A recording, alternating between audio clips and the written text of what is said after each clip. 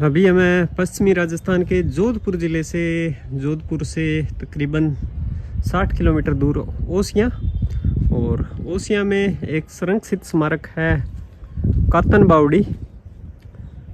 तो इसका जो स्ट्रक्चर है, स्थापत्य है, उसकी चर्चा करेंगे। और जो ओसियां के अन्य कलात्मक मंदिर है, सचियाय माता, अपने पीक टाइम में ओसिया में 108 मंदिरों का समूह था, लेकिन वर्तमान में यहाँ पे 21 मंदिर अवस्थित है, उनकी भी चर्चा करेंगे। पहले बात करते हैं अपने कातन बावड़ी की। तो ये है कुछ बावड़ी का परिसर।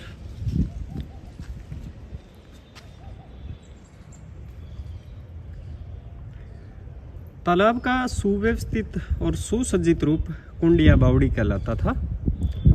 तो बावड़ी की भी चर्चा करेंगे और इसके स्थापत्य की भी बात करेंगे। ये इसका एंट्रेंस है, चारों तरफ इसके बबूल के पेड़ उगे हुए हैं। पहले इसको ऊपर से देखते हैं और फिर नीचे वाले भाग में सीढ़ियों के माध्यम से जाया जा सकता है, वहाँ पर भी चलेंगे। तो तालाब होता था, उसका सुव्यवस्थित और सुसज्जित रूप कुंडिया बावड़ी कहलाता था। ये देख सकते हैं आप। राजस्थान में बावड़ी निर्माण की परंपरा बहुत प्राचीन है। हड़प्पा युगीन जो संस्कृति थी, उसमें भी आपने देखा होगा, कालीबंगा में स्नान के अवशेष, रंग महल में भी बावड़ी के पूरा अवशेष प्राप्त हुए हैं। तो राजस्थान में ये जल संरक्षण की बहुत प्राचीन परंपरा रह चुकी है। और इस बावड़ी के बारे में माना जाता है कि यहाँ पर 1000 महिलाएं एक साथ पानी ले सकती थी बावड़ी के निचले भाग से। इस प्रकार से इसको बनाया गया था। एक साथ 1000 महिलाएं यहाँ से पानी ले जा सकती थी।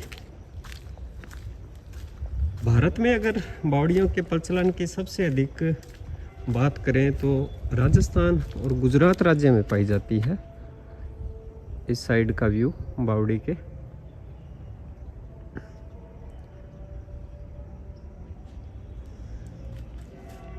और राजस्थान में जो कुछ बावड़ियां हैं वो अपने अद्वितीय स्थापत्य और निर्माण की वजह से पूरे विश्व में प्रसिद्ध है। बावड़ी का स्ट्रक्चर सामने कुछ ऐसा प्रतीत हो रहा है।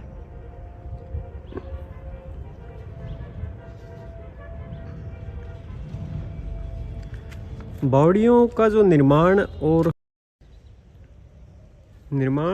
उसकी प्रकृति एवं डिज़ाइन, उस जगह की प्राकृतिक स्थितियों, वर्षा की मात्रा, भूमिगत जल स्तर, मिट्टी के प्रकार और निर्माण करने वाले की जो आर्थिक स्थिति होती थी, उस पर, इन सभी कारणों पर निर्भर करता था। पश्चिम में राजस्थान में जो बीकानेर है, वहाँ से लेके कच्छ के रण के तट तक कुएं और बावड़ियाँ आकार में भिन्न भिन्न होती है और घाटों से घिरी हुई है। और पानी के लिए जो जलग्रहण क्षेत्र में नीचे की ओर जाती है ये। तो इसके स्थापत्य के लिए चलते हैं इसके निचली भाग में, और जो इसका स्थापत्य है उसको करीब से देखते हैं। ये जो बावड़ी का निर्माण है, ये जो स्थानीय आसपास के जो लाल बलुआ पत्थर है उससे बना हुआ प्रतीत हो रहा है। वो क्या रहा है, यहीं के जो लाल पत्थर है उनसे बना है। तो अभी हम पहुंचे हैं बावड़ी के इस भाग में। ये ऊपरी भाग है जहां से अभी हम आए थे, और ये सामने आप देख पा रहे हैं सीढ़ियां और है। तो इन सीढ़ियों के माध्यम से चलते हैं नीचे। ओसियां मरुस्थल में एक बहुत बड़ा व्यापारिक केंद्र था, और देश विदेश से यहाँ पे व्यापारी लेन देन और व्यापार के लिए एक समय में मध्यकाल में खूब आते थे। ये बीच में एक कक्ष नुमा आया है। ये जो बावड़ी का ऊपरी भाग है वहाँ से लेके नीचे अभी बावड़ी बहुत गहरी है, देख सकते हैं। लेकिन ये कक्ष नुमा और अलंकृत इस पे स्तंभ है, छत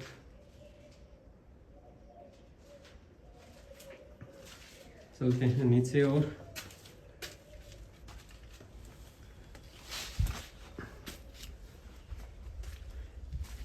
ये अभी जो नीचे का जो आएगा ये बावड़ी का शायद मध्य भाग है। बावड़ी के नीचे के मध्य भाग में अभी आ चुके हैं हम। यहाँ पे वनस्पति से आच्छादित है ये क्षेत्र। और इस साइड ये सीढ़ियाँ उतर के हम आए थे और बिल्कुल ऐसी ही संरचना इसमें इस सोल दिखाई देगी। और ये मध्य में कूपनुमा है, हो सकता है किसी ज़माने में यहाँ छत रही हो। और ऊपर से इस साइड ऐसा प्रतीत हो रहा है। यहाँ पे एक कक्षनुमा और है जो आर पार हो रहा है, स्थापत्य की कोई विशेषता रही होगी। यहाँ से अभी बावड़ी के निचले हिस्से में आगे होके जाया जाएगा, लेकिन ये वनस्पति से आच्छादित है क्षेत्र, तो आगे जाना संभव नहीं है। ओसिया की भव्यता का सबूत ओसिया से 12 मील दूर तिवरी गांव है, जो ओसिया का तेलीवाड़ा था। और 6 मील दूर खेतासर गांव इस गांव का खत्रीपुरा था। और 24 मील दूर लोहावट इस गांव का लोहारों का वास था। तो इतने विस्तार से आप इस क्षेत्र का अंदाज़ा लगा सकते हैं अभी मध्यकाल में कितना बड़ा व्यापारिक केंद्र और रहा होगा ये क्षेत्र। 20 मील दूर घंटियाली इस नगर का माना जाता है कभी प्रवेश द्वार था। और ये बावड़ी जल संग्रहण का एक बड़ा केंद्र था।